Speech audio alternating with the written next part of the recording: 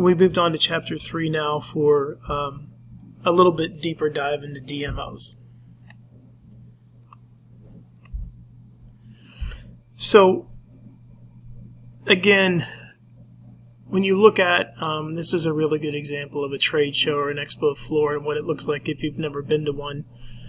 So again, depending on what the specific event is, and you can see if you look in the top right screen there, destination, I'm going to guess that is Colorado, and I could be wrong, but you kind of see where that is also part of the entire event itself, where they're trying to promote different areas. You see Portland in the background as one destination, Cincinnati, so could be the case where these different CVBs or DMOs are there as well, trying to promote their destination. Where we live, we have a lot of kind of partnerships with cold weather cities up north and in the Northeast, to where it's kind of like, hey, spend your winter with us and we'll spend our summer with you, because the weather kind of dictates that be a nice thing. No, but it's nothing wrong with being in upstate New York in the spring and the summer, just probably not the winter, which is where South Florida sounds great. So again, not-for-profit organizations, and again, specific destinations. It's very, very important that that DMOs work, and you see how they get funded. And I can give you a really good example of room taxes. When we talk about bed taxes in hotels, people in an area hear the word tax and they get really nervous, and that makes sense. But what you need to understand about a room tax is that tax is only affecting people who are coming to your area to stay in hotel rooms. And so a few years ago in West Palm Beach, there was a proposal to add a penny tax to the hotel rooms, and it passed. And in the first half of that year, it was an extra $10 million in revenue. So that helps fund these DMOs. And as we said, you live, or if you live in this area, you see a bunch of tourists and you think it takes care of itself. It doesn't. And it's a constant thing where you're trying to get more people to come to your area for specific reasons. And that those reasons are, they're pretty much limitless. But you kind of see where that funding comes from for DMOs. And again, why would you want to come to South Florida? And how do we get guests to come to South Florida? Unbiased information. We don't want to have nepotism or anything that's seen as such. And if someone knows, you'd be amazed at how many people know nothing about this area till they get here and they've never been here before. And that probably happens, quite frankly, on a daily basis in our area. So one-stop shop for local tourist interest, what they're trying to do. Like, what is the purpose of your meeting or your group or your reason for coming to our area? And what can we do? Hey, within 5 miles of our resort that we're having our meeting at, or within a 10-minute drive of where we're scheduled to have this 3-day conference, what is there for us to do? Taking the guesswork out of it. So again, how do they make money if they don't charge? And that's kind of what we go back to that beginning of the share of the occupancy taxes. And as I said, you would think that, Fort Lauderdale, and again, I never want to know my audience who's listening to these videos and your age, but, Fort Lauderdale was the premier spring break destination not that long ago, and that is good and bad. And we're starting to see a resurgence of that lately. But, what kind of clientele do you want? And what are you going for? So again, how they make their money, we talked about those taxes and memberships and things like that already. What is not true is that they only book hotel rooms at convention space, right? They only work with larger groups, also not true. They do not run convention centers, and they don't have to be paid. So the relationship that you are working on, I don't know what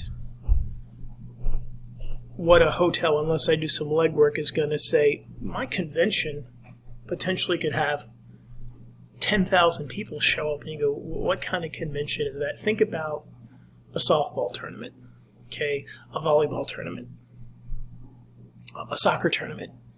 And those are just 3 sporting events just off the top of my head where you have, okay, yeah, we're going to need space for fields for play. And that's one thing. But it's a 4-day tournament. And in addition to that, we have, parents and grandparents and cousins and aunts and uncles and guardians and blah, blah, blah, blah, blah.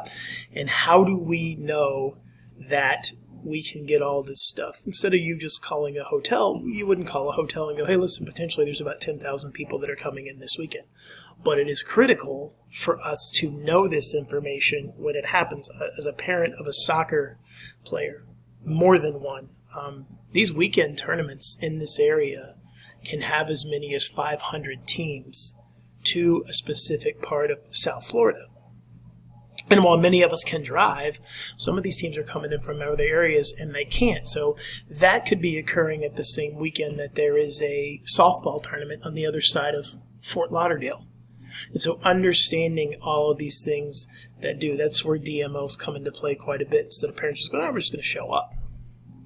So how can they help us? Again, wide range of services and packages like we talked about, help locating meeting space and, the kind of space that you need. Not just space, but we need to be able to, within that space in 4 hours, do this. And we need to block off. And you guys, any of you guys that have taken our classes or know room blocks, we need 10,000 guest rooms for 3 days. Within a 25-minute drive of these fields, to go back to that sports example that I said.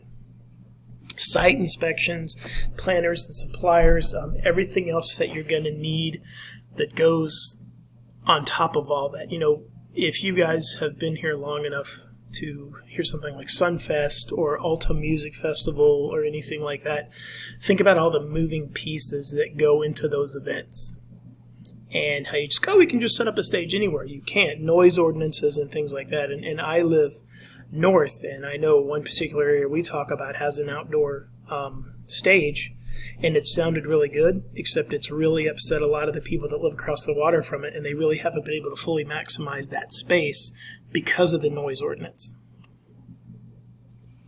So again, sales processes, like we said, trade shows, email posting, new meeting planning, customers, the things that you are constantly going. So when you saw that picture at the beginning of this chapter, you've got people in there constantly networking.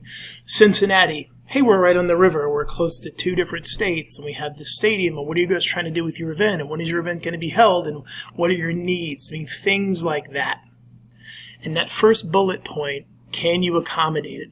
When we talk about events, and I mentioned this probably in the first chapter, the biggest mistake you can make is thinking that you're kind of over your skis and you can probably do it, but you're not 100% sure. That's very dangerous. So again, we need to figure out as fine-tuned and as specific as we can be what the client needs.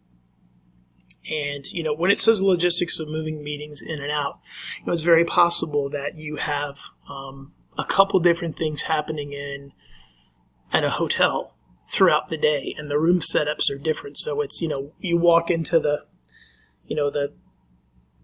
the Flagler Ballroom in the morning for a breakout conference that has 100 people. And then the Flagler Ballroom that night opens back up for dinner for 400. And that's something that, I'm using a generic example, but that happens quite a bit. And so how logistically does that happen? The specifications of facilities and what you want and the number of rooms. In a perfect world, a lot of these meetings we want one-stop shopping. So how can we do everything and not have to go anywhere? People come from the airport, a shuttle provided by the destination brings it, and they're done until they're ready to leave.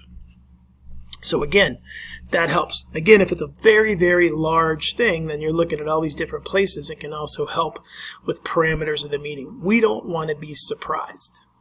Certain events we know. So, if it's the Super Bowl or the World Cup or, there's whatever it is, we understand that people are going to want to book rooms. But what about things that we're not looking at? The things that are happening probably every single day in our industry that are very important and bring us a lot of revenue that maybe the person right off the street wouldn't even know about. So what we are looking for. And then again, meeting planner to decide which facilities and vendors to use based on their needs. And it says planner's representative in site city for conforming to codes and regulations. Hey, we want to have an outdoor bar from 7 to 9 for all of our employees. Okay, great. Can you? Is it legal? What are the specifics that we need at this location that you've said you want to hold your meeting at? Well, guess what? At that location, you can't serve alcohol from outside sources. So, for example, someone decides they want to donate all the beer to our event because it's good PR for them. They're a local company and everyone's going to drink their beer. The problem is they can't bring it onto the site because of certain laws in certain areas. So those are things that you have to know before you go into it, just thinking, oh, it's going to be a piece of cake. The site inspections, again, you want to know as a client and also as a DMO what is there. Everybody wants to be the preferred site. Every event space, every hotel, every restaurant, if it's feasible, they want to have that. But you've got to go through and inspect the site. If I'm having someone do this for me, we talked about some of those planners for large corporations, then you don't see that until you get there. So it's important that everything is the way that it's supposed to be and you know exactly what you're looking for. So let's take you to the site, your representative to the site, and show you what we're thinking and what you asked for, and this is what we think we'll be able to do so that you nod off. And we'll get into contracts later, but the more we can get you to see something and shake your head yes and say, this is exactly what we want, the better off we are. Going, oh, you don't need to see it, it's going to be fine. No. That unbiased information, like we said, look, this is a great location, but parking's a bit much. And down here, we could always say this a lot, like what do we know a lot about down in this area if you're not familiar with it, valet parking. Not a lot of street level parking, depend on where you want to have your event. So that's important to know. Information database, they know a lot about the area. They can get that relationship between planners and communities. A softball tournament, what does that mean? What are the hours? When is check-in? When is check-out? All these different things. After hours events, special activities, again, room counts and meeting space statistics. It's very important to know how many rooms we're actually going to get. If 10,000 people are coming in for this tournament, great. How many are actually staying in guest rooms? So that when this event comes the next year, we have a better idea as just winging it the first year, which honestly sometimes you have to do. There you have these trade associations for official DMOs. I won't touch on that too much, except to say there's information about them and you can look that stuff up on your own. Again, marketing and management organizations are becoming more popular in certain areas. Again,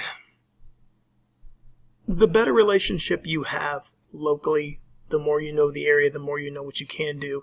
And quite honestly, you're a filter. Because certain things just can't happen in certain areas. And it would be great if they could, but logistically it's not possible. And one of the things that I will tell you as a person who ran an event company is, look, it's a business and we want money. And probably the hardest thing when you're new and you're just starting off is the ability that you have to at some point tell someone no. That it just can't happen.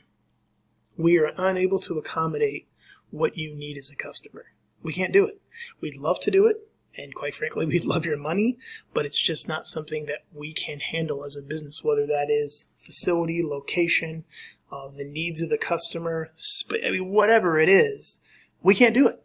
And at some point, you have to get to that situation where you say, it's just not possible. And here's an honest answer. It's going to probably tick some people off. But I'd rather know that I can't do what you want for your wedding and tell you no than tell you yes, and then you're disappointed because your wedding wasn't what you thought you wanted it to be. Or your corporate retreat, everybody's perception of it is terrible. And remember, if it's planned by somebody else, that's the guest perception. It doesn't really matter if that person planned it or not. It's like, man, our company's cheap. That really stunk. So you've got to take all those things into consideration.